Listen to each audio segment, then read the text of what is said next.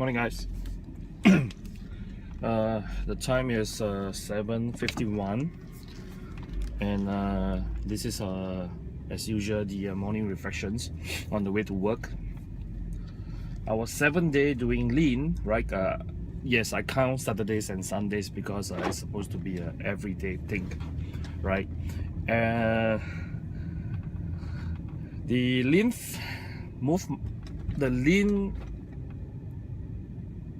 how should I put it? Maybe the culture, right? Or if you guys have been listening, right?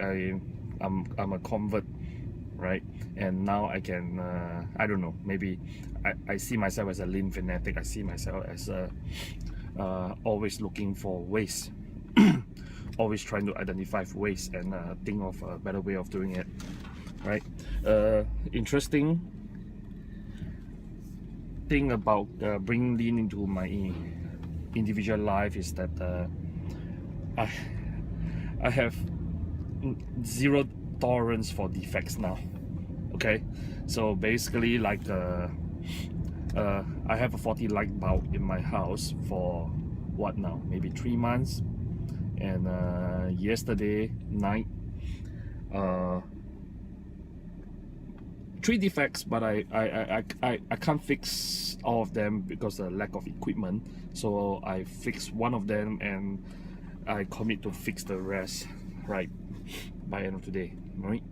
I couldn't live with defects anymore, right? I have a defective sanders, it's gone. I walked by a shop which is hosing down the front floor, right, and I feel a teeny weeny bit of spray that was on me.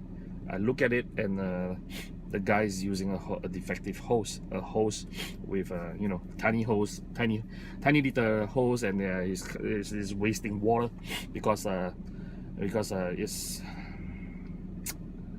yeah. And I wouldn't have done it last time, but I told him that, hey, you are using a defective equipment. So it's very interesting. Okay, and this zero tolerance for defects has even caught hold of one of our the lean board that I'm using every morning, right, has a defect. Okay, sorry, was interrupted by my guys in the shipyard. Remember the defect that I was talking about yesterday.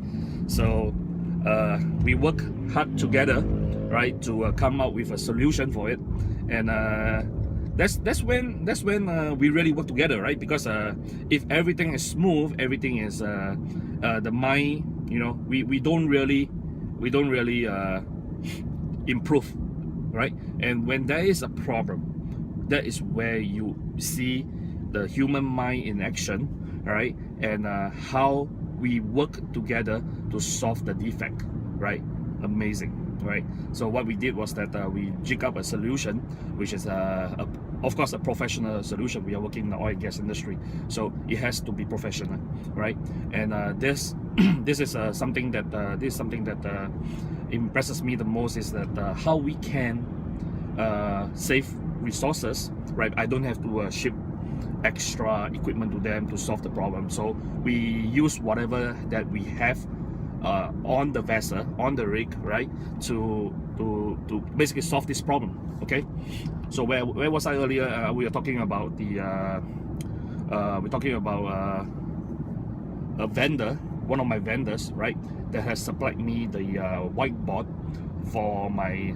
Basically, we use that whiteboard for our lean improvements, right? We haven't standardized yet, but we will do that. But what we did is that if there's an improvement, we'll put it up on the board, right? And we'll discuss it during the morning meetings. It's a visual tracker, right? We track it visually and said, okay, we done this. We talk about it. We show the video on the improvement, and it's done, right? And everybody sort of celebrate the success, and everybody's in the loop that look, we have done this. Okay, so the board has a defect, right? So the board that I have is a flip board, right? I can turn it. The two sides, I can turn it any way I want to face me. So basically, I have 2 sides to write on, and it has a defect. There's a faulty spring at the mechanism, at the catch that's holding onto the board, and my purchaser in the office has been trying to get the stationary supplier to resolve this defect, right, for 4 days. He talked to the salesperson, sent him emails. So I didn't talk to him personally, but when my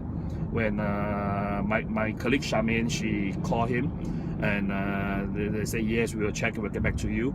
And he didn't, right? And we sent him emails and he didn't respond to us, all right?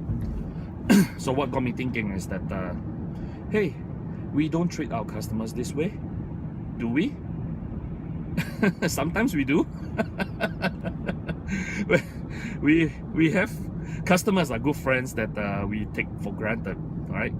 We have customers that HK is busy, May is busy, and they understand it, and they gave us more time than usual to perform the task that we're supposed to do, right? But we do not treat our customers this way when our customers have a problem, because our customers is the ultimate reason why we are here, all right?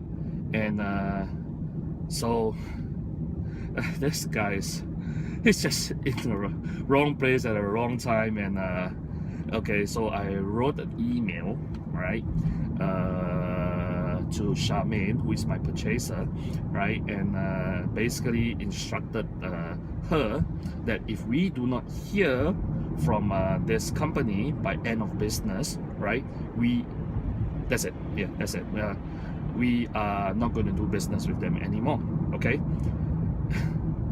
I went one step further, right, and I looked up for the contact person, the person responsible for this company, the managing director, and I sent him an email to ask him, right, is this how you serve your customers? I do not wish to put anybody's job in jeopardy, right? And if the managing director is a lean thinker, right, he thinks lean, right, he would not have fired this guy, right? He wouldn't, right? He would have coached him and asked him what could he have done better. Okay. But remember, we are in the culture. We have this culture. So I was watching a video from Paul yesterday, and someone asked him a question about how do you tolerate mistakes somewhere along the line. Do you tolerate mistakes from your employees, right? And Paul said something. Is it in the book? I can't remember, right? So sorry, Paul, I can't remember, but it's something along the line of we do not blame and shame. Right, that culture has to be eliminated. We do not blame and shame, and the light bulb turned on, right? And basically, what I'm trying to do here, I'm not blaming him, right? I'm not blaming that guy for not responding to us. I essentially, what I'm saying is that we deserve better, right? My 2-second improvement for him is that he should correct his process, right, and serve us better. Okay, so and when I'm doing this with the intent of asking this company's management, do you tolerate this? Because I want them to improve, right? We might not do business anymore because it's a matter of principle, right? So when we say that we treat our customers the same way we want to be treated, right? And when we are not treated the same way, we should not let it happen, right? So this is a very good example. And after I sent that email, I sent it to the sales team, and I told them that this is a very good example. Okay, do you want to treat your customers this way, right? It is a very good learning example, right there. I came down real hard on this issue, on this vendor, right? It's done, right? It's done. I told Charmaine to pay the vendor, right? strike them off our approved vendor list, right? And we will move on. And okay, one of the reasons that's why I'm saying this guy is in a wrong place, wrong time, because he's happened to be one of those vendors that we can easily replace, right? You know, it's an online shop. You order your stationery on the shop. I mean, I have plenty of choices. Come on. so when you are in this type of business, you have to be on the ball, right? When you have a defect, right? Because you are so easily replaceable. And for us, are we easily replaceable? I would think so. For Elecspec, are we easily replaceable? I would think so, right? But in the hearts of a lot of our customers, right, we have a place in their supply chain, all right? We add value to them, and we must continue to do so. We must not let our guard down, like what this salesperson has a defect. We have a defective product, and we are not attended to immediately, right? So this guy, we should not behave this way, right? Ultimately, we have to add value to our customers, right? It's amazing, right? That when you apply lean to a lot of situations, when you apply lean, you see things in such a different way. You see such clarity. There's such the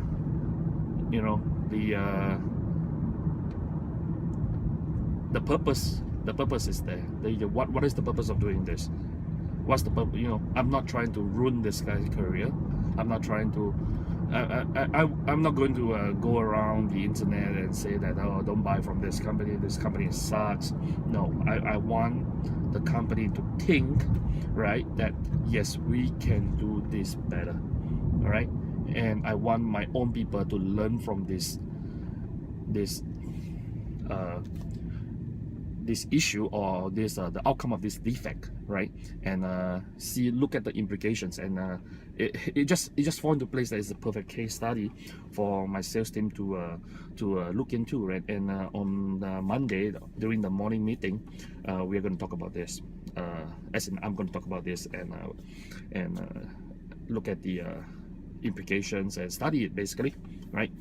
All right, lots of videos. It's Sunday today, but I still I'm heading off to the shipyard, right? And there's a lot to do. It's a busy time.